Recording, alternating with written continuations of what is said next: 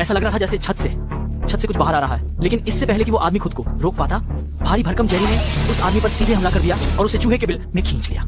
तभी बड़ी संख्या में जेरी छेद से बाहर निकल आया। सौभाग्य से भाई कियांग अपने साथ एक क्यू बंदूक लेकर आया था। उसने जल्दी से उसे डांटा, लेकिन उसने ये उम्मीद नहीं की थी कि वह उसके पैर के अंगूठे पर जा लगेगी। इस समय एक जेरी तलवार भाई कियांग पर हैंस पड़ा, लेकिन अगले ही पल उसने पूरे चूहे राजा को जगा दिया। भाई कियांग जल्दी से पेड़ की जड़ों के पीछे छिप गया, लेकिन जब उसने दोबारा जांचने के लिए अपना सिर बाहर निकाला, वो चूहे राजा अचानक गायब हो गया। लेकिन जब उसने पलटकर देखा तो चूहे राजा की आंखें कई वर्षों तक भूमिगत रहने के कारण खराब हो चुकी थी और वह उस आदमी की स्थिति की पुष्टि करने के लिए केवल अपनी नाक पर ही भरोसा कर सकता था। भाई कियांग बलवान था। उसने जल्दी से उसे पागलों की तरह डांटा। घबराहट में बंदूक जमीन पर गिर गई। हालांकि भाई कियांग ने इसे उठाने की हिम्मत नहीं की।